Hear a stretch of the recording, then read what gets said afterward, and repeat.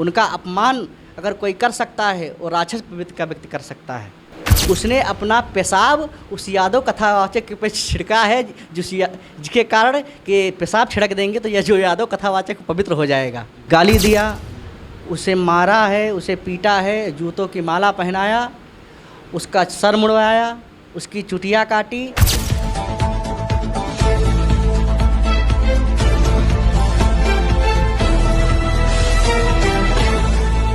नमस्कार, मैं freedom flight 24 से आकाश प्रताप सिंह। दोस्तों, मेरे साथ एक कथावाचक जी हैं। आइए इन्हीं से इनका परिचय जानने का प्रयास करेंगे। तो क्या नाम है सर आपका? धन्यवाद। मेरा नाम है कथावाचक उपेंद्र यादव जी।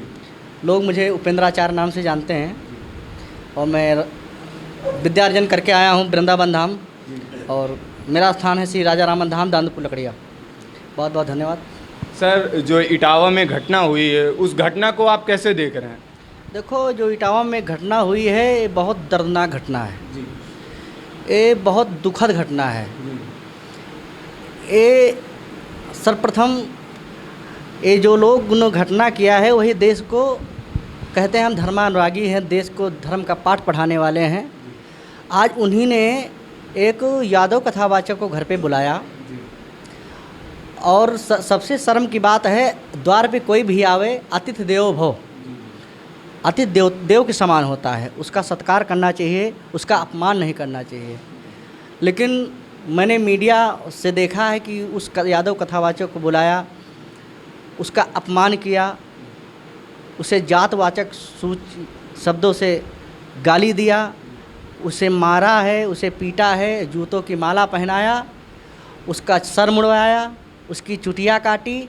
और सबसे शर्मनाक एक कथा है भैया कि जो यादव जो ब्राह्मण वंश में जो जन्म ली है ब्राह्मणी, उसने अपना पेशाब उस यादव कथावाचक पे छिड़का है, जिसके कारण कि पेशाब छिड़क देंगे तो यह जो यादव कथावाचक पवित्र हो जाएगा। बड़ी शर्मनाक एक कार्य किया है उस ब्राह्मणी ने, जो आज पूरा समाज पूरा देश देख रहा है और उनके इस कार्य का विरोध कर रहा है। क्योंकि समाज में हर व्यक्ति बराबर है, सबका अधिकार है। संसार में सबको ईश्वर ने जन्म दिया और सबको यहाँ गीता करने का अधिकार है, सबको पूजा पाठ कराने का अधिकार है। क्योंकि जाति पाति पूछे नहीं कोई, हरिका भजे सो हरिका होई। मैंने शास्त्रों में पढ़ा, मैंने वेदों में पढ़ा, लेकिन मुझे कहीं जात का वर्णन नहीं बताया गया। भगवान ने कहा कि संसार में जो भी प्राणी जन्म लिए हैं, जिनका भी पृथ्वी पर जन्म है, उनका अधिकार है कि वो भगवान का भजन कर सकते हैं, अपनी विचार प्रकट कर सकते हैं। उनका अपमान अगर कोई कर सकता है वो राक्षस प्रवृत्ति का व्यक्ति कर सकता है, वो राक्षस प्रवृत्ति का व्यक्ति कार्य कर सकता है। ऐसा कोई शास्त्रों में लिखा नहीं है।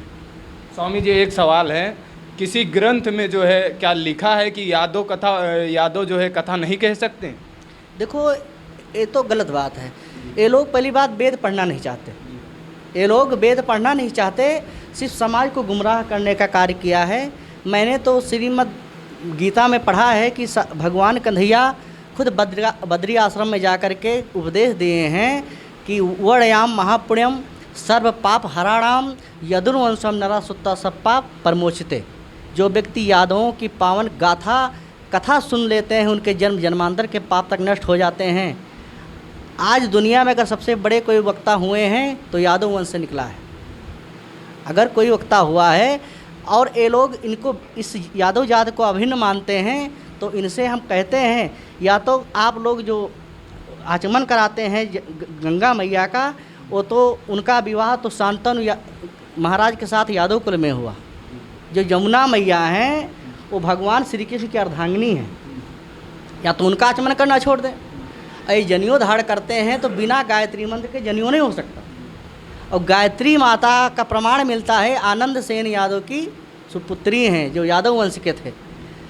आज हमारे वंश का नाम लेकर ये कमाई कर रहे हैं, पालन कर रहे हैं और हमें आंखें दिखा रहे हैं। इसी भगवान श्री कृष्ण के वंश के सामने ये झुकना नहीं चाहिए, उनका सम्मान नहीं करना चाहते हैं। बड़े शर्म की बात है, आज ये पूरे समाज को गुमराह करने का कार्य कर रहे हैं। आज जो है हरिराम जी के आवास पे क्या क्या किस चीज़ की बैठक थी? देखो, आज यहाँ बैठक का मूल कारण है पीडीए। पीडीए का मतलब होता है पिछड़ा दलित अल्पसंख्यक। यहाँ पर कोई जातवाद की बात नहीं, यहाँ भाईचारे का कार्य है। पीडीए में यही बताया गया कि हर व्यक्ति का अधिकार है, सभी हमारे भाई हैं, सभी हमारे पिता तुल्य हैं, यहाँ पर सबको सम्मान देना चाहिए। समाज में न कोई बड़ा है न कोई छोटा है, सबका अधिकार है। सभी लोग एक साथ मिलकर के भाईचारे से रहें, मन में न कोई छल हो न कपट हो। यही हमारे राष्ट्रीय अध्यक्ष अखिलेश यादव का कहना है कि हम पूछे जिसको एसटी ओबीसी जिनको निची श्रेणी में लोगों ने रखा है, मनवादियों ने, आज मेरे राष्ट्रीय अध्यक्ष जी पूरे संप्रदाय को एक साथ लेने का चलने का कार्य कर रहे हैं। और समाज में जो अच्छा कार्य करेगा उसी के समाज में बुराइयां होंगी। अच्छा, मेरा एक आखिरी सवाल है, 2027 में जो है किसकी सरकार आने वाली है? देखो, इस पे तो हम चर्चा नहीं कर सकते क्योंकि ये जनता का फैसला है। जन गण मन अधिनायक जय हो, भारत भाग्य विधाता। जन मतलब जनता, गण यही आज पृथ्वी के गण हैं, यही अधिनायक हैं। जनता चाहे किसी को सिंहासन पर बैठा सकती है और जनता चाहे किसी को गधा पर फेंक सकती है। ये जनता की ताकत है जो पूरे समाज को, पूरे पीडीए समाज को, पिछड़ों को, अल्पसंख्यक को, दलित को एक साथ लेकर के जो नेता चलेगा, जो जिसके अंदर भेदभाव नहीं रहेगा, उसी की सरकार आगे 27 में बनने वाली है।